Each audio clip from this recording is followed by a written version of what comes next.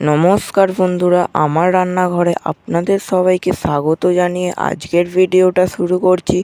আজকে বানাবো মোগলাই।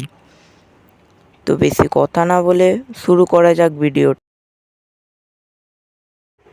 মোগলাই বানানোর জন্য এখানে 250 গ্রাম ময়দা, তার মধ্যে হাফ চামচ লবণ, হাফ চামচ চিনি আর 2 চামচ সাদা তেল দিয়ে ভালো করে মাখিয়ে নিতে হবে। তো এটাকে ভালো করে মাখিয়ে নিতে হবে। তো মাখিয়ে নেওয়ার পরে দেখবেন এরকম উঠছে, আর হাত দিলে যেন এরকম ভেঙে যায়। তো এবার অল্প অল্প জল দিয়ে মাখিয়ে নিতে হবে ভালো করে। অল্প অল্প করে জল দিয়ে মাখিয়ে নেবেন। তারপর এটা দেখুন আমার এখানে মাখানো হয়ে গেছে। কিছুক্ষণ চাপা দিয়ে দেবো।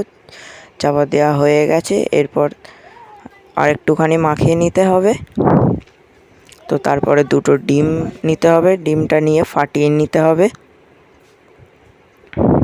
তো এখানে আমার 2টো ডিম ফাটানো কমপ্লিট। এরপর কিছু পেঁয়াজ কুচি, কিছু লঙ্কা কুচি দিয়ে ভালো করে মাখিয়ে নিতে হবে।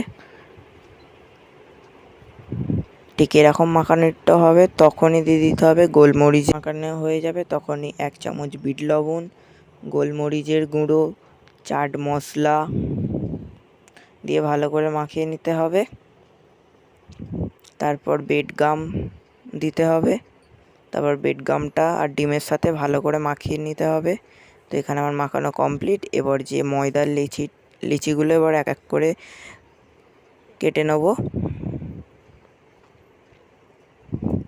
তো এখানে আমার ময়দার লিচিগুলো সব রেডি। তারপর একটু একটু করে তেল দিয়ে বেলে নিতে হবে।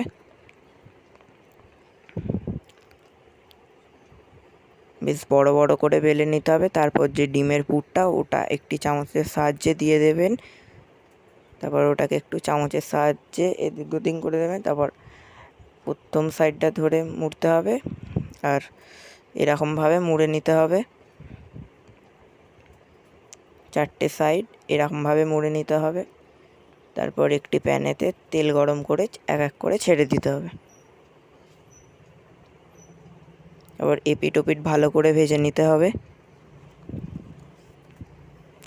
দেখুন এক সাইডটা লাল লাল হতে শুরু করে দিয়েছে। এবারে এপিট ওপিট করে ভালো করে ভেজে নিতে হবে, যাতে ভেতরে ডিমের পুরটা ভালো করে সিদ্ধ হয়ে যায়।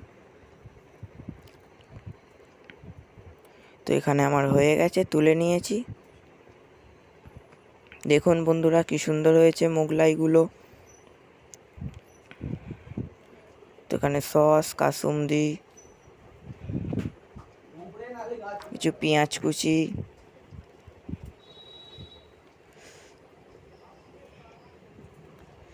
তো দেখুন বন্ধুরা কি সুন্দর লাগছে।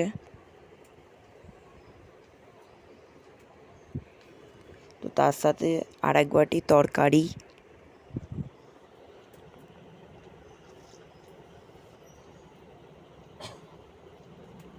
তো ভিডিওটা ভালো লাগলে একটি সাবস্ক্রাইব, লাইক, কমেন্ট করে দেবেন, আর আমাদের এইভাবেই পাশে থাকবেন।